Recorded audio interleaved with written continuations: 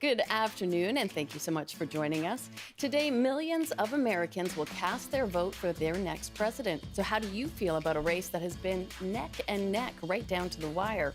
And affordable housing is a growing problem for many seniors. So, how can we help an aging population? I'm Amy Bell in for Michelle Elliott, and this is BC Today.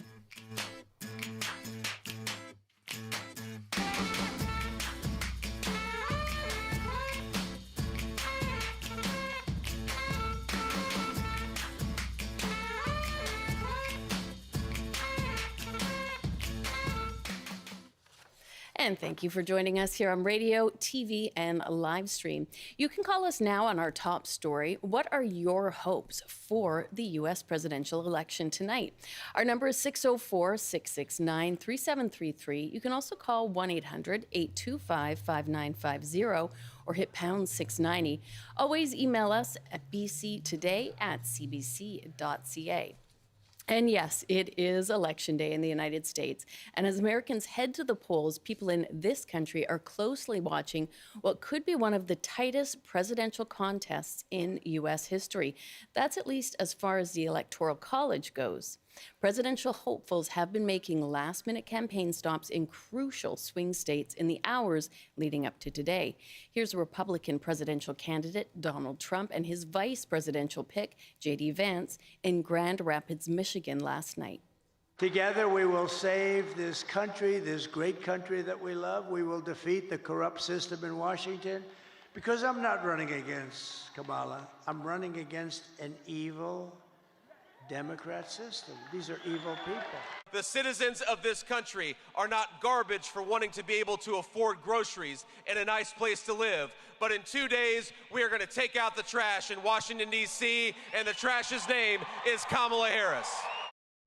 And Democratic presidential candidate Kamala Harris spoke to a crowd in Philadelphia, Pennsylvania last night, another key swing state. We have an opportunity in this election to finally turn the page on a decade of politics that has been driven by fear and division. We are done with that. We're done. We're exhausted with it. America is ready for a fresh start, ready for a new way forward. CBC News will keep you up to date on the election throughout the day. At 5 p.m. Pacific Time, you can join Chief Correspondent Adrian Arsenault for the CBC News live special, America Votes, on CBC TV, CBC News Network, CBC Gem, and streaming everywhere you get CBC News. And you can also join Susan Bonner and Pia Chattopadhyay live as they host America Votes on CBC Radio and CBC Listen, also starting at 5 p.m. Pacific Time. Right now, we want to hear from you, though. What are your hopes for the U.S. presidential election tonight? And what's on your mind as Americans head to the polls? Call us at 1-800-825-5950, 604-669-3733, pound 690 on your cell. You can email bctoday@cbc.ca. Joining us now is Errol Moorcoach, Vice Chair of External Relations for Republicans Overseas. And also joining me is Jennifer Phillips, Chair of Democrats Abroad, British Columbia, Mainland. Good afternoon to both of you. Yeah, thank you for having us. Hello. Hi. So today's the big day with polls showing the Democrats and the Republicans in a very, very tight race for the presidency. Errol, how are you feeling about former President Donald Trump's chances in the election? Oh, very positive, very positive. I mean, you have to keep in mind, the country has been run by Democrats for the majority of my life. And if you now include Dick Cheney as part of the Democrat Party, 20 of the last 24 years have been in their court. So the pressure is really off of us. We've overperformed in early voting. We've overperformed in low propensity voters. We've overperformed in rural voters, Hispanic voters. And, a lot of the data is showing that we have a good pathway to the 270. And I personally think that we're going to get what's looked at as a narrow landslide, where we win by half a point in many of these swing states and carry a commanding electoral college victory. And how is the overseas vote for the Republicans?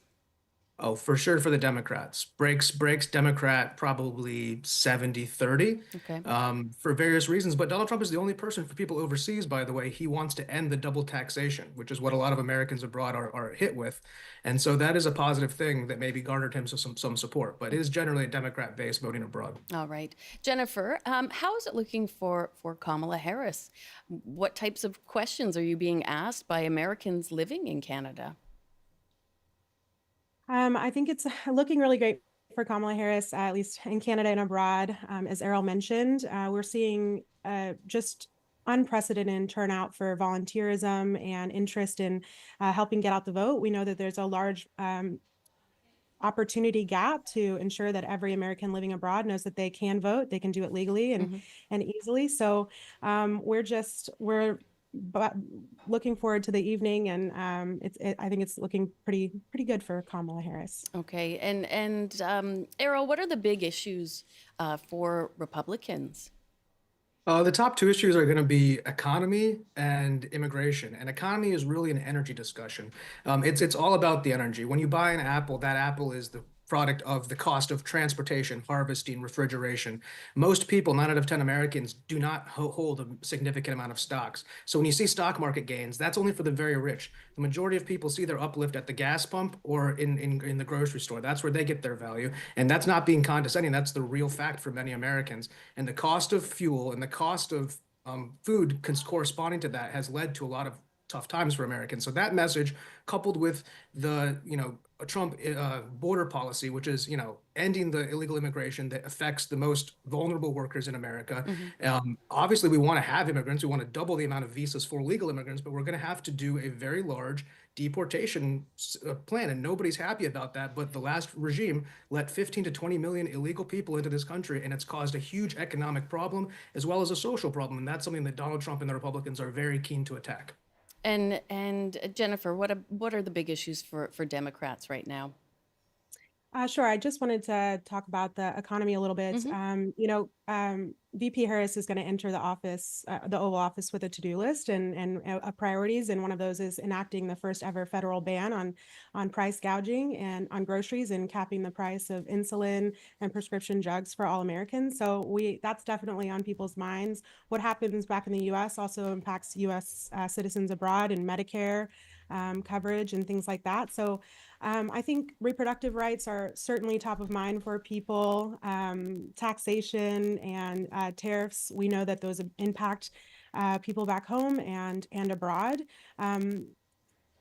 I'd say probably reproductive rights are top of list. The economy is as well as just fundamental human rights. And Jennifer, as you mentioned, the reproductive rights, we know that U.S. is incredibly diverse, but is there a real gender divide at play in this election? Not just because the candidate is a male and a female, but also we have a very female-centric issue taking center stage in many conversations. Yeah, absolutely. I mean, I don't think we're probably going to see the most record turnout for women in the U.S. and abroad.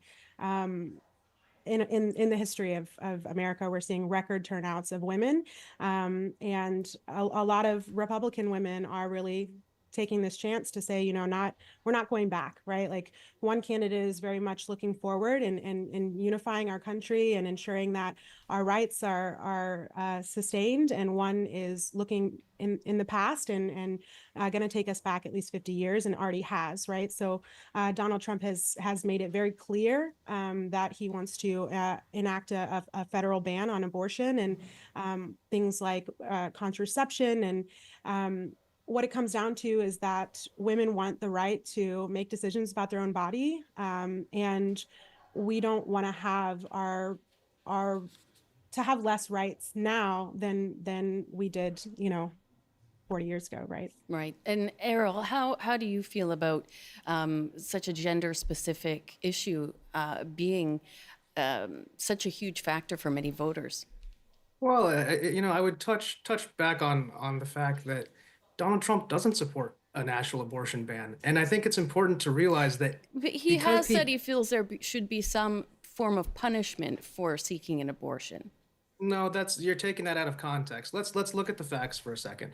So if Donald Trump, with the not Donald Trump actually, Supreme Court sent it back to the states. So Donald Trump actually can't make a federal abortion ban because the states now have the control. Donald Trump is an old school Democrat. He was a registered Democrat till 2008. He wants a very European system, 12 weeks, life of the mother, incest, rape, special circumstances. So the idea to castigate the entire Republican Party to want a national abortion ban. I don't know a single Republican voter who wants that. And the far right Christian voters do not make up the block of this country. And I want to step back also. You mentioned price gouging on groceries. It's a 1.6% national margin on groceries. You can't do price fixing to fix price gouging. But to get back to the abortion issue and the women's rights issue, it's also a right for married women, and married women are breaking 50-50. And for the first time ever, you're having an actual male voting block. If you wonder the last 20 years, there's never been a male vote. Nobody ever talks about the male vote. It's because the male vote's split, basically 50-50, 42, 50, 48, 52, this and this. This is the first time the male vote will be a 60-40 block, just like the female vote. So now there's a male voting block. But I want to tell the listeners, we are not here to take a federal abortion ban. That is not the policy of Donald Trump, and that is not a policy that any of us would support. Jennifer, how do you think the election results will impact people here in Canada if Trump wins or if Harris wins? What are the two scenarios we're looking at? Well, we know what happens in the U.S. impacts just about everywhere, right? So this election will be felt worldwide, and in order to promote domestic and global stability, we really need competent leaders at every level of government and in the State Department, not MAGA loyalists. We have to be well equipped to address issues at home that really do have broader implications. And Project 2025 threatens to dismantle civil service and to replace really experienced professionals who have spent their careers in service of American interests with MAGA loyalists, risking that stability and expertise in key roles. And we're already seeing impacts of Donald Trump's presidency in real time, and going back to women's rights and reproductive rights. I'm from Texas, so this is a very sensitive issue for me specifically. I'm one of those states that has the ban, and we've seen female mortality rates nearly double, I believe, since all of this kind of went down. So, and I do believe it's a completely false narrative that Donald Trump does not want a national abortion ban. But we do know that Kamala Harris has repeatedly come to bat for women and reproductive rights, and said she will restore reproductive freedom and after Trump overturned Roe v. Wade. All right. And Arrow, how do you see either a Trump or Harris win impacting people here in Canada? Well, I think when Trump, if Trump is to win, you have to realize that the biggest thing is for you guys and us is the USMCA, right? And there's a renegotiation clause in the USMCA after, I believe it was 6 years, which would be into Trump's second term. And so I think you would have a financial impact regarding the policies that are laid out there, whether that affects tariffs that the Canadian producers are. Canadians have put on American dairy, for example. That was a hot button issue. Or whether it's tariffs on American products going back and forth. Canada has had the great fortune for many years to be under the U.S. nuclear umbrella. So it has gotten very many favorable trade deals with the U.S. by being probably our greatest ally you could imagine. And in doing so, a lot of American companies perhaps have felt that they got on the wrong side of things. And that's what USMCA did. And that's what a renegotiation, that's probably where the Canadian economy, Canadian everyday working man and woman will see an impact of this presidency. Right now, I think Donald Trump is very open to bilateral trade. And in North America, we're a juggernaut. The trade between the US and Mexico is a world record. We'd like to get Canada up to that level and become a North American powerhouse. All right. Before I let you both go, Arrow, how are you spending election night? What are your plans? Well, I'm just here, dodging raindrops between all the media appearances, but certainly going to stop and have a pint with a couple of friends at least at the end of the night, regardless of how it goes. All right. And Jennifer, how about you? I'm just about to head over to our official watch party in Vancouver. We have about 10 locations across BC and over 500 RSVPs. People are very excited to come together in community and unity and joy. So tonight's looking to be a great night. We have a DJ. We've got good vibes. It's going to be a pretty wonderful evening. But also, press all night. Yeah. I can imagine. Thank you both for taking time with us today. I know it has been a busy one, so take care, and I'm sure we'll touch base with you after we know the results. Thank you so much. That was Errol Morcoach, Vice Chair of External Relations for Republicans Overseas, and Jennifer Phillips, Chair of Democrats Abroad, British Columbia, Mainland. It is 12:21, and this is BC Today.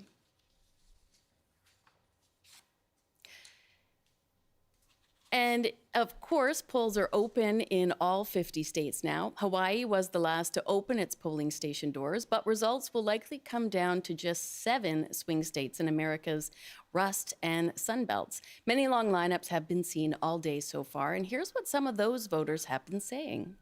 It's the craziest election I've ever seen, which you kind of knew just with the polarizing candidates. But I think it's going to be the highest voting turnout for an election in a long time. I believe that Kamala will work to make things better, not only for myself, the common person, but also the future generations coming. I voted for Donald Trump, and the main reason I voted for Donald Trump is because of my faith and my belief that abortion is wrong. Up to 240 million Americans are registered to have their say, and just over a quarter have already had their say by voting early.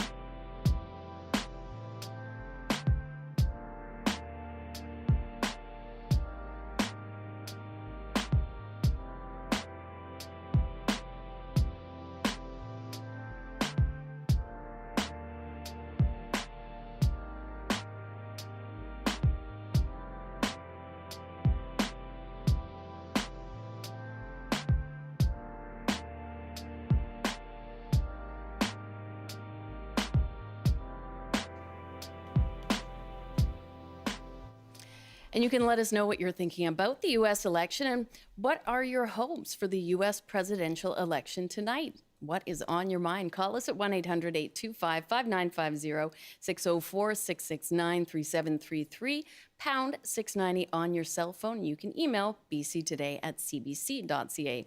Joining us now is Jovian Randeshwar, Professor of International Relations and American Politics at Douglas College. Hi, Jovian. Thanks for joining us. Hi, Amy. Thanks for having me. So in the interest of full disclosure, you are a registered Democrat, but you're joining us as a nonpartisan commentator. What moments have stood out to you throughout the campaigns that have led us up to today? Oh, so many moments.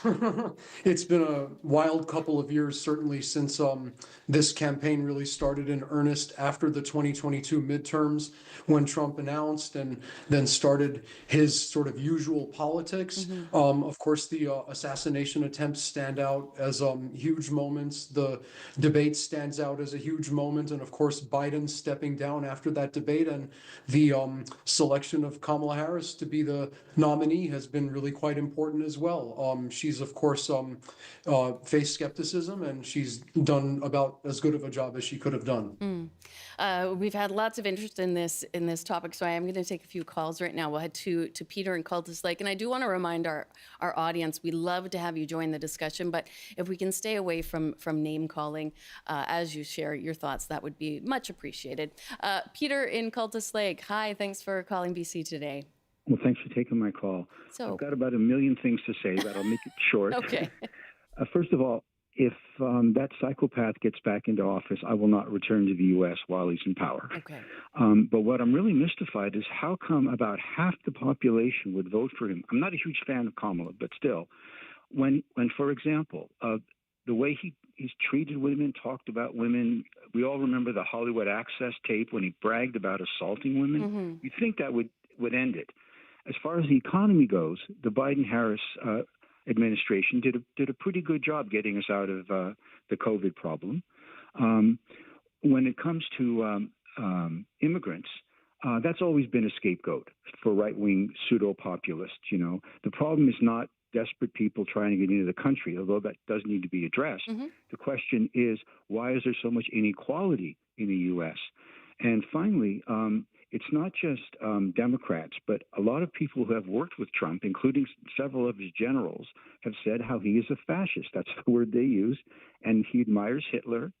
And he said things along those lines. So it's terrifying what might unfold there if he gets back into power. All right, Peter, I thank you for sharing that. And Jovian, we do hear this at times from people saying they don't understand the appeal, or they don't at least understand why it is so close. What is the appeal of Trump? How is he garnering so much support according to the most recent polls? The caller lists a number of very important points. And from a rational perspective, one would, of course, ask these questions. In order to understand the appeal of someone like Trump, we have to embrace the irrational. We have to understand emotions. We have to understand psychology. We have to understand that people who are traumatized for various reasons are going to have a different way of assigning cause and effect. And that's something that, of course, these politicians are capable of taking advantage of. And our media-driven environment with negative advertising especially plays into that. Okay. There's more to say, but that's a brief answer. We'll take a call now from Bob in Port Coquitlam. Hi, Bob. How are you feeling about the election? Yeah, thank you for the program. Appreciate it, and thanks for your guests for coming. I think Trump's going to be really surprised. I think Kamala's going to do extremely well, far better than he would ever dream of, and wish he would get those votes. But apart from that, she's going to do something about the most important crisis in our world today, and that's the climate. If Trump gets in, then heaven forbid what's going to happen to our world and for Canada and the States and everywhere in the world. We got major problems for the climate right now. That's the most important thing that we should be concerned about. And apart from all the other issues, that is the most important, because we haven't got much of a world left at all if we don't do something about this important crisis. So I think it's be great that she's going to get in, and something's going to happen, and so our grandchildren and children are going to be thankful that there's someone's area is concerned about this most important crisis. All right, Bob, thank you so much for bringing that up. And Jovian, the environment is top of mind for many people. How much of a factor do you think that is perhaps down, across the line in America? Is that something that could fuel somebody to vote in either direction? It certainly could.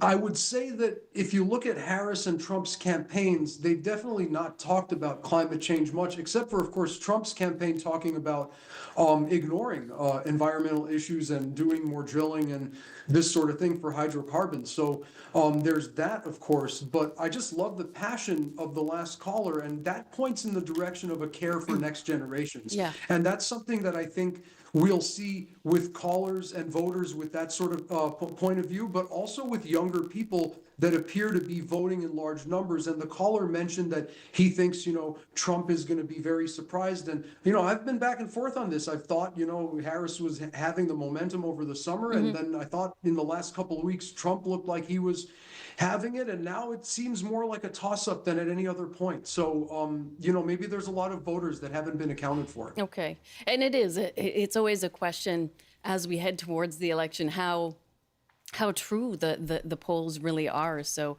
it is possible that there could be some surprising results. Now, there are 7 of these so-called swing states that will likely determine the presidency. So that's Georgia, North Carolina, Pennsylvania, Michigan, Wisconsin, Nevada, and Arizona. So I guess what makes these states so significant? Well, great question.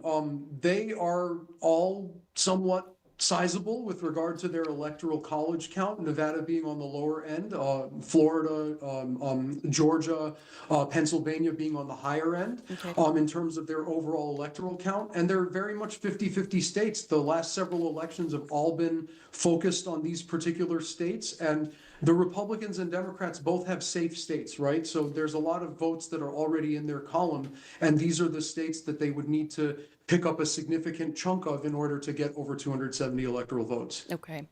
And, regardless of who does inevitably win and whether we know that tonight or tomorrow or, at a later date, there's no denying it's been an incredibly bitter election campaign. So whether it's Harris or Trump, what does the next president need to focus on to sort of bridge this divide that has opened up in the country? Oh, that's a good question too. I think that there's a lot of economic issues that need to be addressed, and there's also bigger issues that get to the very character of the United States of America. But I don't think that those issues, I'm talking about, of course, race, foreign policy, those issues are not going to be things that people are going to want to discuss unless those economic issues are somewhat addressed. Because if people are feeling desperate, they're going to be susceptible to that scapegoat message. And for Harris, especially if she wins, they need to talk a lot about, economic issues in the country. And if Trump wins, I mean, I'll try to be as fair as possible. I don't think he'll necessarily try to heal divides, but if he wanted to heal divides in the country, then he would, of course, have to tamp down his rhetoric right away, maybe even offer some sort of a mea culpa as saying, that was just me on the campaign trail or something like that, which he could do, given that he's, of course, quite loose with sticking with consistent storylines. I have a feeling you'll be very busy for the next several days giving commentary on the inevitable results, but I really thank you for taking time with us today. It's always much appreciated. Thank you so much, Amy. Thanks for the chance. Thank All right. you. Take care. That is Jovian Radishwar, Professor of International Relations and American Politics at Douglas College. This is BC Today, and we are on CBC Radio 1, CBC Television, and live streaming on our website, cbc.ca/BC, YouTube at CBC Vancouver, and on the CBC News app. And the CBC News to 12:30 is next with Robert Zimmerman. Good afternoon. BC's chief electoral officer says a combination of a new voting system, long hours for staff, and torrential rain on Election Day all contributed to human errors in counting votes, though none of the mistakes have led to a change in the results. There were various issues, including a ballot box containing 861 votes that wasn't counted Election Day. Anton Bogman says Elections BC identified the mistakes during an audit, and he says the discovery of the errors shows the checks and balances of the system are working. Island Health is urging people who visited Holly Hill Farm Petting Zoo in Campbell River to monitor themselves for flu symptoms after avian flu was detected in some chickens there. The health authority says the risk of humans is very low, but it's issuing the advisory out of an abundance of caution. It says anyone who visited the farm October 26th or 27th should self-monitor for 10 days. And close to 14,000 homes and businesses remain in the dark across the Lower Mainland, Sunshine Coast, and Vancouver Island after strong winds battered the coast.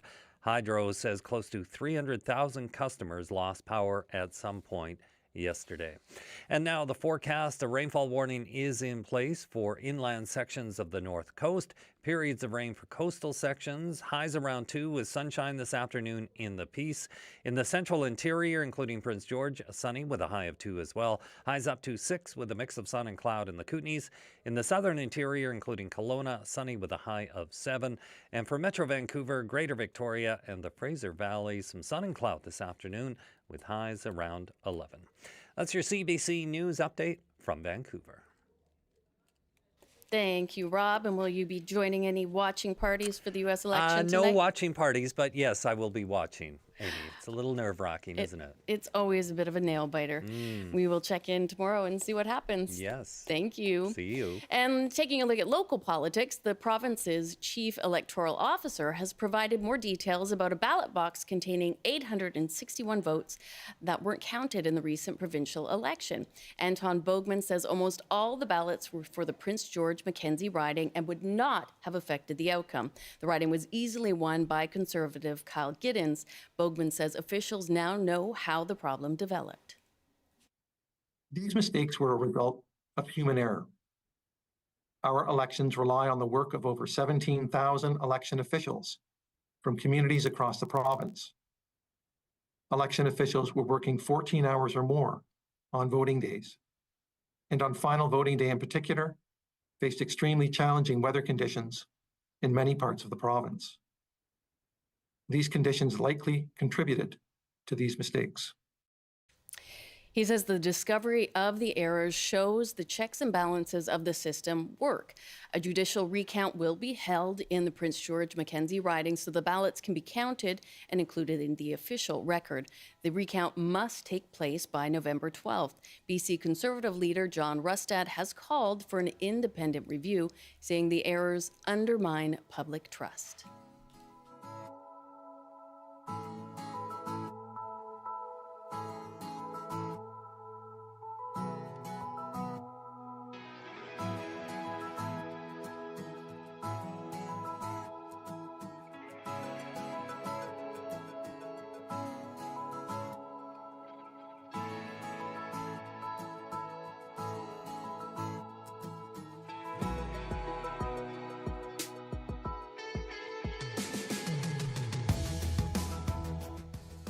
And the United Way's Provincial Summit on Aging is happening this week in Richmond.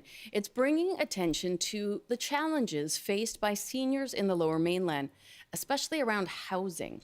Rising costs, inadequate retirement incomes, and limited affordable options are pushing more seniors into precarious situations that could only become more common. In 2023, seniors made up more than 20% of Vancouver's homeless count.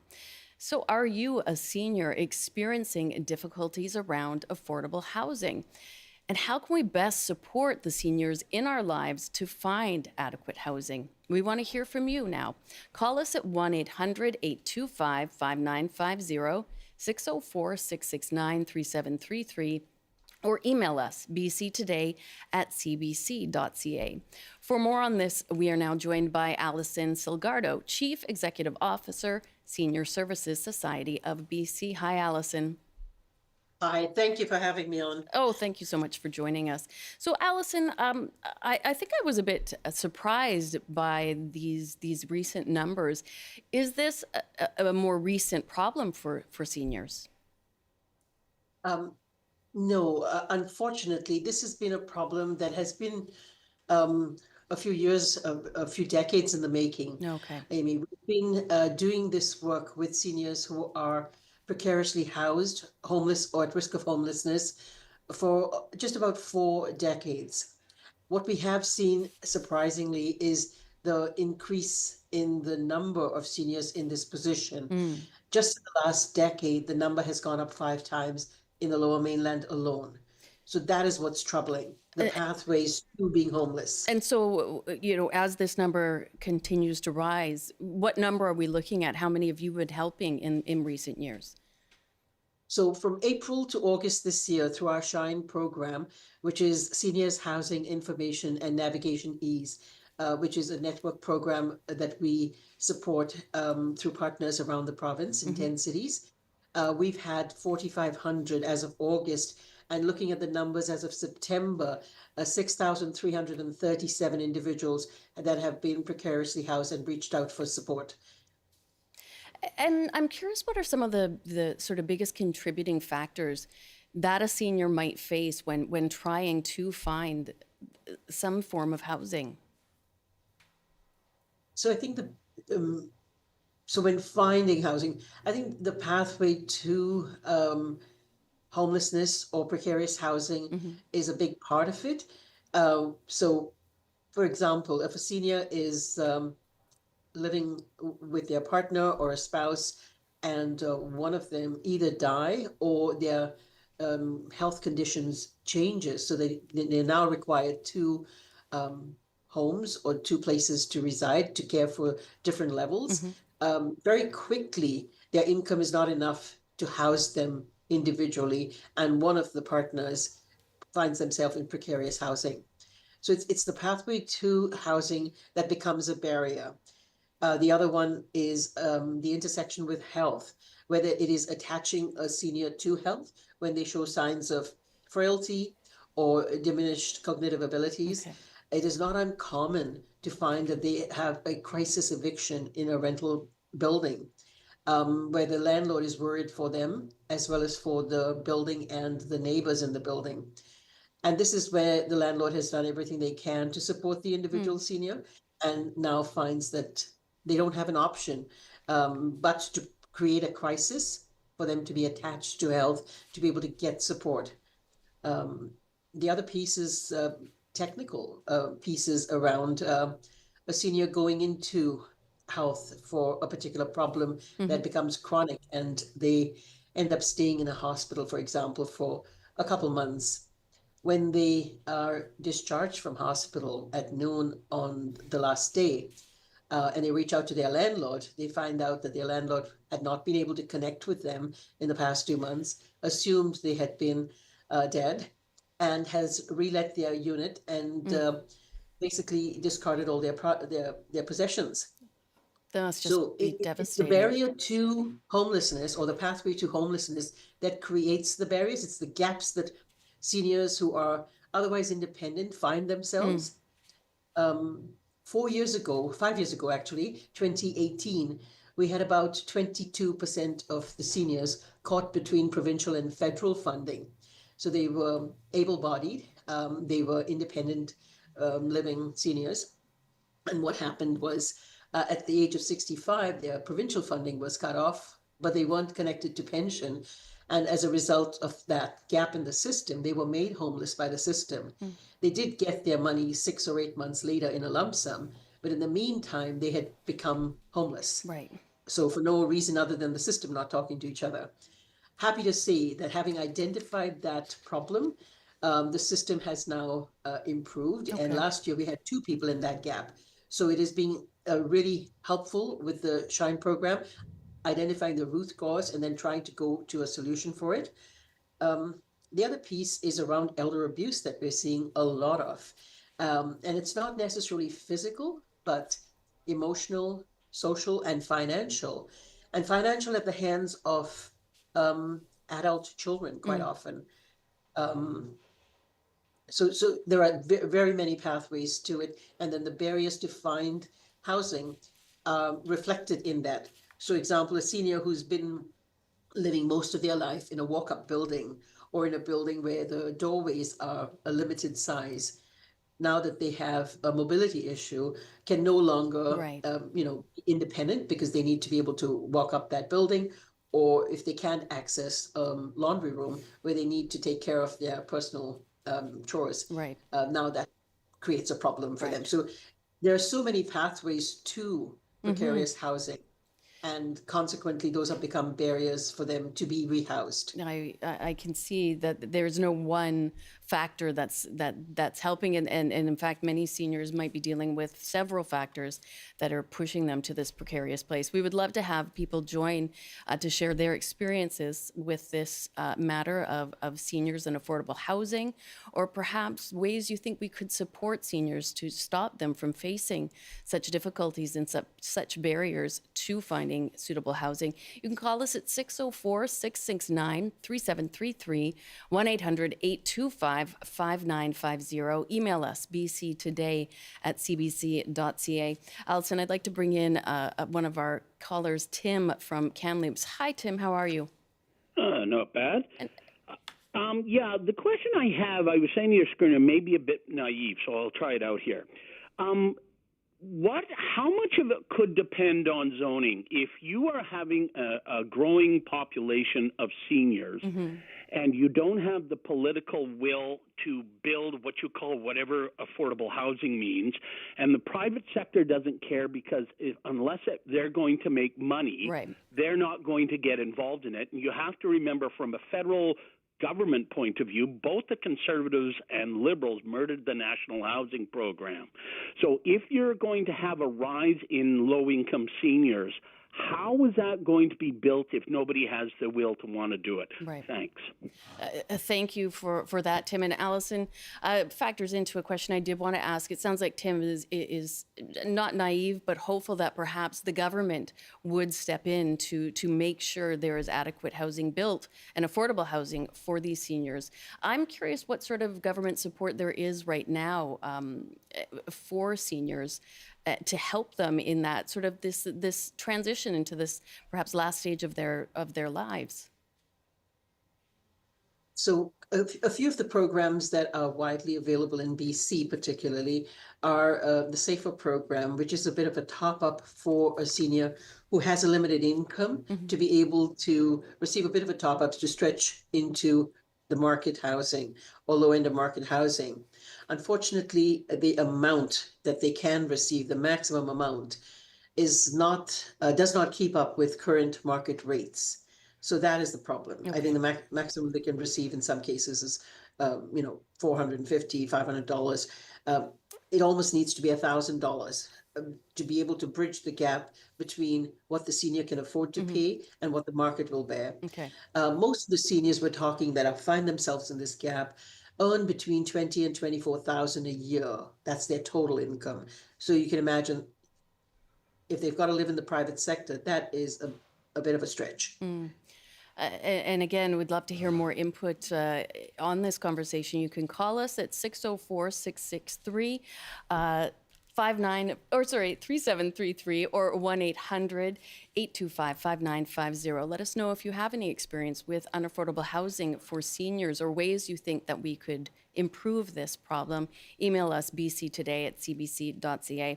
Alison, you mentioned we were talking about the affordability. Obviously, it's not just for seniors. People across all ages and many financial positions are experiencing difficulty finding affordable housing.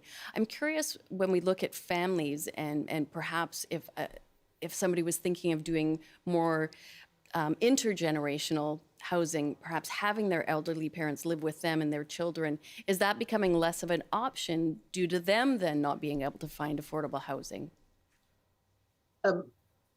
That is a possibility, Okay. Definitely. But the other piece is around having accessible housing. So universal standards. So it's the type of construction. While you may want your family member to live with you, if it is not adapted for them, Right. that can be a barrier. Okay. I'm curious how open seniors are about this issue to perhaps family members or people that are in their support system. I would say most seniors that we work with have been very open to living with or being supported by family members. However, there is a sense of pride to even ask for help. Yeah. For those who've come from cultures where intergenerational living is acceptable socially, and they have experienced it, it's more welcome. But as a rule, we find that the seniors who are in need are almost ashamed to ask for help from their family, and they're quite independent. They want to try and make it on their own.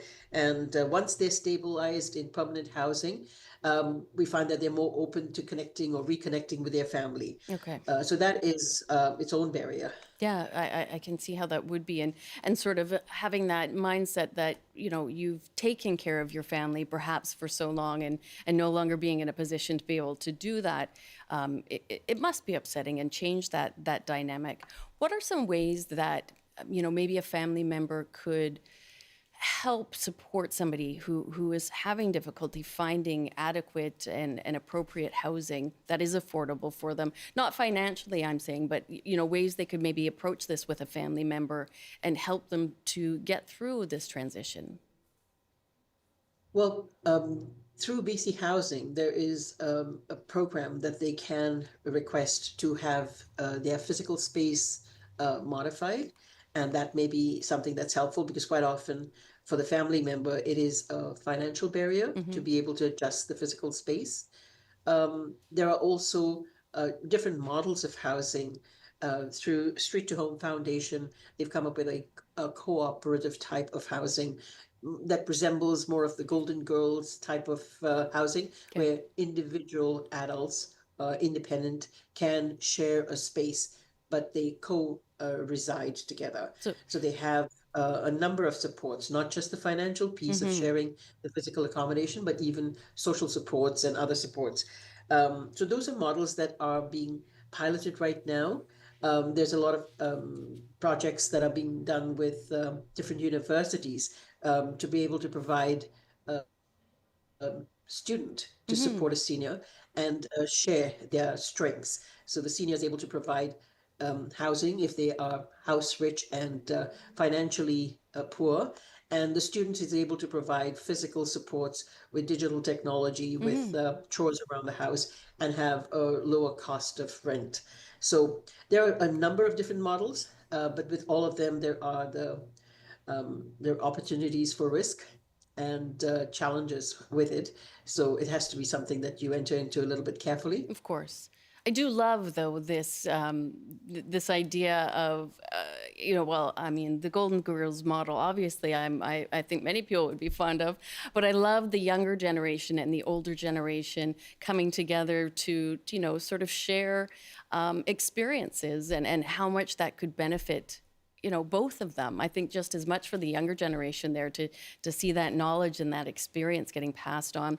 Do we need a bit of a shift, though, in how we maybe treat or consider senior members of society? Do we need to be a bit more open to hearing their experience and bringing them into the lives of younger generations?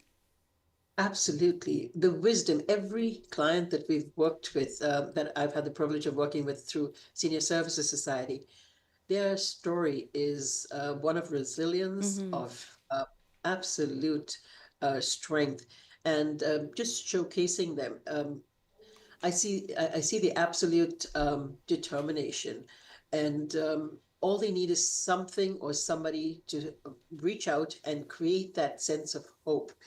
One of the things we've done is try to encourage every client that we work with to do something, to find purpose, to volunteer, and it is transformatory to have them suddenly have a new sense of purpose. Right. Because if their situation is not going to change, at least finding a way to see things differently may help. And we've seen that in many cases where they now start to volunteer and give back and help somebody else who's been in their shoes.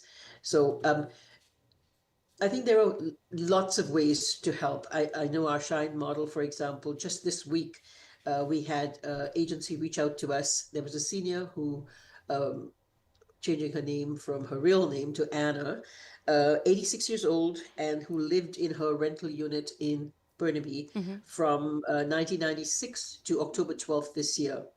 And the landlord, the owners of the building, had a partner pass away.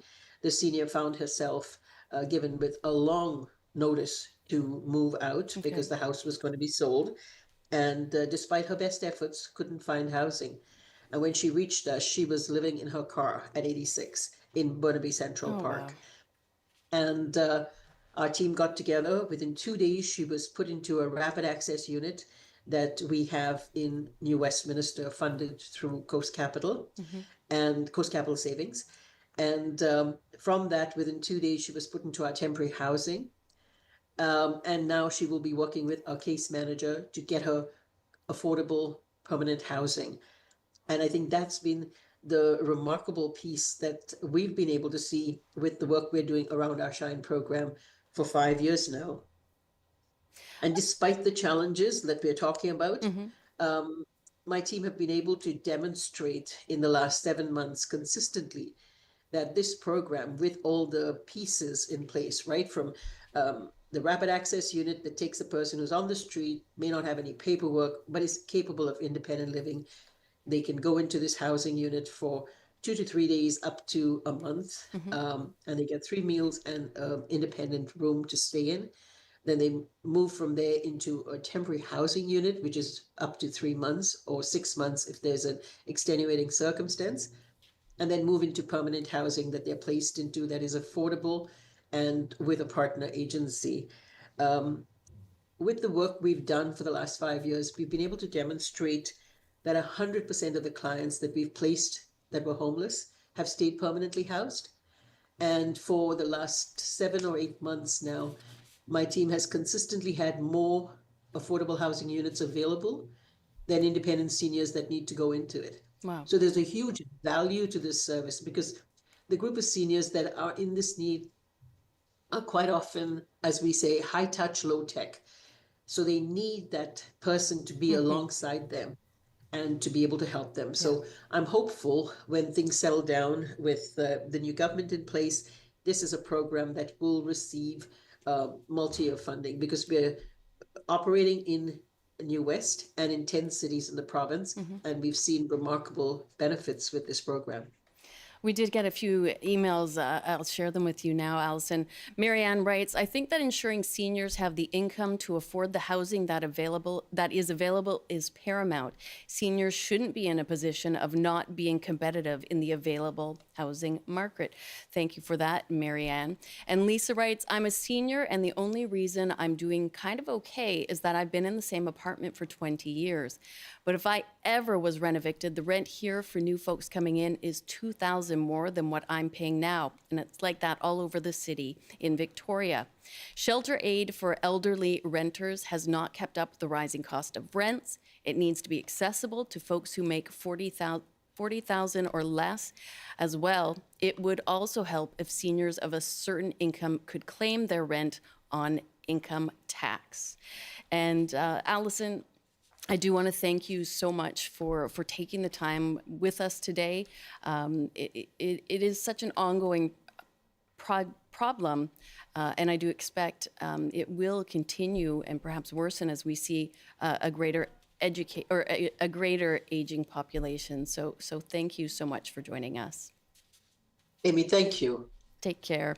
That was Allison Silgardo, Chief Executive Officer, Senior Services Society of BC.